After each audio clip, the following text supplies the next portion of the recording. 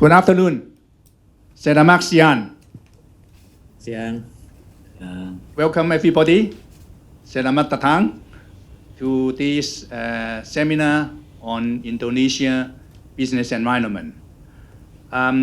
Today's seminar is part of a series of seminars entitled Enhancing Hong Kong Construction Industry's Knowledge of the Business Environment in Cambodia, Indonesia, and Myanmar.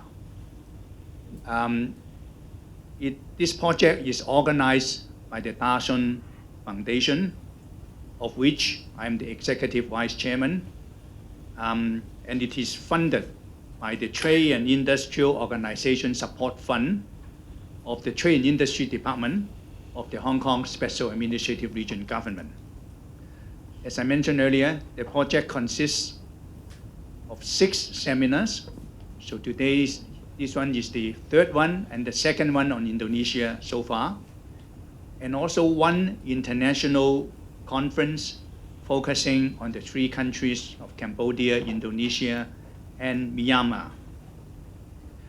It aims to provide Hong Kong's construction industry with up-to-date information, market information on the business environment in these 3 countries so that they can make informed decisions about business cooperation with them and also plan their expansion in these 3 countries. So before we start, I just would like to acknowledge some of our collaboration organizations in alphabetical order. Firstly is the Association of Consulting Engineers of Hong Kong, and then the Association of Engineering Professionals in Society, the Cambodian Society, the Construction Industry Council, the Greater Bay Area Myanmar General Chamber of Commerce, Hong Kong, and last but not least, the Indonesian Chamber of Commerce in Hong Kong. There are also 2 supporting organizations, the Hong Kong Trade Development Council, and also the Hong Kong Independent Non-Executive Directors Association. And some very brief housekeeping rules. The event will last until 6 o'clock, and in the first 2.5 hours, we will have 5 speakers, each giving us their presentation. And then the last half an hour or 25 minutes, we have a Q&A session. So you can download the event program, our participants, from the chat box. And we also encourage our participants to fill in a survey questionnaire, and the link can be found in the chat box and in the browser when this event ends. On-site participants are requested to fill in the physical form, which has been provided with you. Please, participants, on-site participants, please switch your mobile phone to the silent mode so that it won't disturb the proceedings of the seminar. And again, in observation of Hong Kong's health regulations, please wear the surgical mask at all times. If you have any questions, our Zoom participants, please submit your Q&A online. You can submit it at any time. And you can do it by pushing the Q&A button on the toolbar. On-site participants can submit your questionnaires to our staff. Okay, so without further ado, I would like to start our presentation session first. So today we are very fortunate to be able to invite Dr. Harry Trisaputra Zuna, the Director General of Infrastructure Financing of Public Works and Housing of the Ministry of Public Works and Housing of the Republic of Indonesia. His topic of presentation is financing opportunities in infrastructure and the construction sector. Dr. Harry is a very famous personality in this particular field. I think he needs two introduction, but I just would like to just very briefly say that he has been working for the transportation, for the ministry for the past 2 years as the Director of Financing System and Strategy Development. Before that, he worked for the Toll Road Authority, and also he's also the commissioner of PJ Wijaya Karya Batin, which is one of the best state-owned enterprises in Indonesia. His performance and also reputation in the industry is excellent, and that's why he has won various awards, and also he also published more than 5 journals in this important field. So without further ado, I would like to invite Dr. Harry to address us. Please, the floor is yours, Dr. Harry. Thank you. Thank you, Raymond, for the floor and the time. Yeah. Good afternoon, ladies and gentlemen. Yeah. First of all, I would like to thank to Dasun Foundation for this opportunity today to share, our job, our work, regarding the infrastructure, especially related with the public work and housing infrastructure in Indonesia. Indonesia. Next slide, please. The Indonesian economy, amidst the COVID-19 pandemic, shows optimistic result, condition which is Indonesian economic growth has reached 8.07% in second quarter 2021, supported by robust investment, stable inflation, and a strong job market. Indonesia also entry into the G7 by 2035, and the project that the Indonesia economy could become 5th largest by 2030. Underlying the Indonesia vibrant economy is political stability, and also the fourth prospective investment destination by 2017-2019 by UNCTAD in 2020. Indonesia easy of doing business indicator also saw a great improvement, where the rank of 73 among 190 economies in easy of doing business in 2019, and it is projected to reach rank 40 in 2021. Next slide, please. Improvement the investment ecosystem and business activities is also one of the objective in this area. It's do with risk-based business listen, a change of business listen from sector approach to risk-based approach. Simplification of basic business licensing requirement. It includes simplification in the environmental assessment, building approval, and zoning regulation. Simplification of business licensing and investment requirement per sector also the same. Next slide. In terms of the regulation regarding infrastructure in investment in Indonesia, there are some regulation already established. In terms of the public-private partnership, there are presidential regulation number 38, which is the base of the PPP implementation in Indonesia. It is also supported by other regulation related with the government guarantee, which is done by the Indonesia Infrastructure Guarantee Fund, IIGF, one of the SOE that specialize on the guaranteeing the PPP project. Other regulation also related with how the PPP should be implemented, and also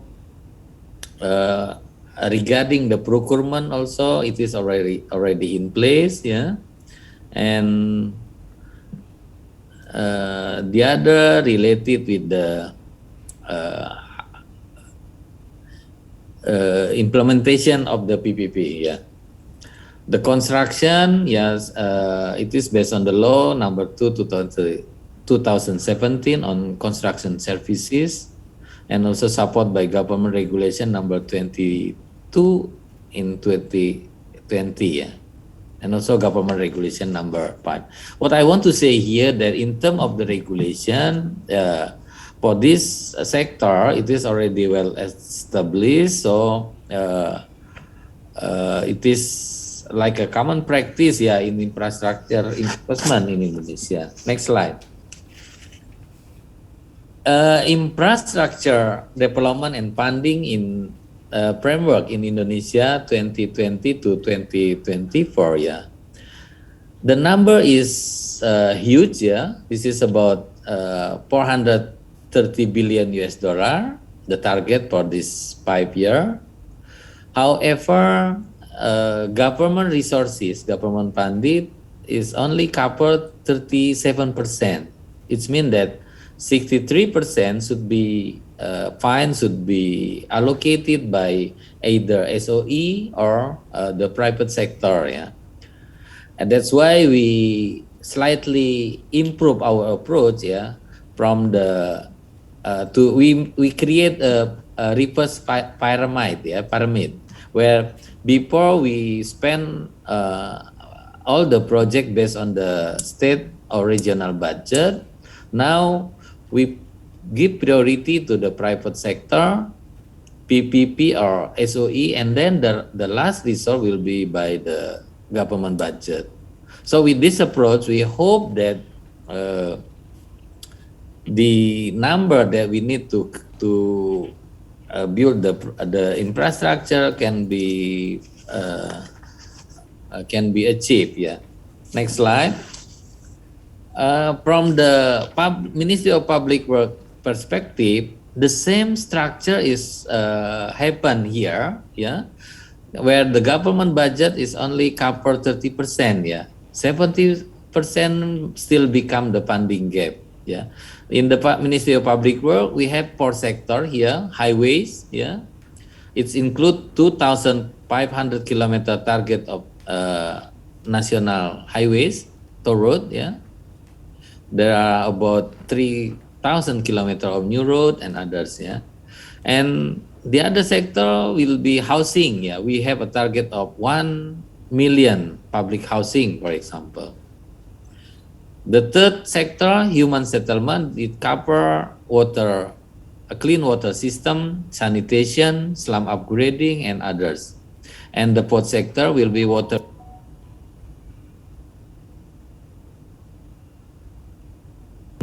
cubic million per capita per year, the dam capacity, yeah.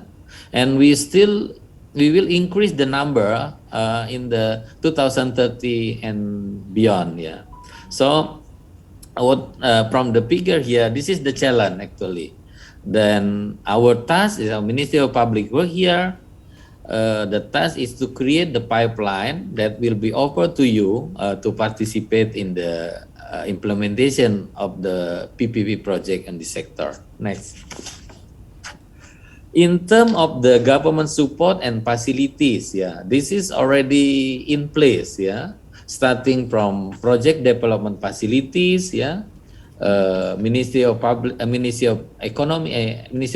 sorry, yeah, assist the government contracting agency to develop the pre-feasibility study, bidding document, as well as the transaction, yeah. And there is also viability gap fund, which is the project that not fully commercial, yeah. Until 49%, it is acceptable to be given the viability gap funding. There is also infrastructure guarantee, yeah, which is, as I mentioned, it is done by IIGF, a special SOE to do so, yeah. And also beside the usage charge PPP. We have also availability payment scheme, yeah, for the government project, social infrastructure. Under the Ministry of Public Work, we have already initiated 3 projects in this concept. 2 projects in the preservation of the national road. The second, 1 project in the replacement of bridges. Yeah, it includes 38 bridges along the Java Island. Next, the public-private partnership project. Yeah, in the Ministry of Public Work, we have at least 146 projects in the proposal, preparation, and transaction. This list will be add more and more along the time. Yeah, the number is about 90 billion US dollar. Yeah, for the proposal project is include for the 43 billion, while the preparation 25 billion and transaction is 22 billion. In terms of the sector, water resource, we just touch about 10 projects, yeah. While road and bridges, there are about 77 projects, mostly in the toll road, yeah. And 3 projects for the non-toll road. Human settlement, there are about 42 projects, and housing, there are about 15 projects, yeah. This is just we start this preparation since 2 years ago. Toll road slightly different because it is already mature in terms of the preparation and other thing. Yeah, but hopefully for all of the sector we can have the same major industry in the future. So in terms of the procedure, yeah, we have two approach for the participation in our infrastructure. One is through solicited project where the government can prepare the feasibility study and then do the tender for the project. While the other approach is unsolicited project where the private sector can initiate the project.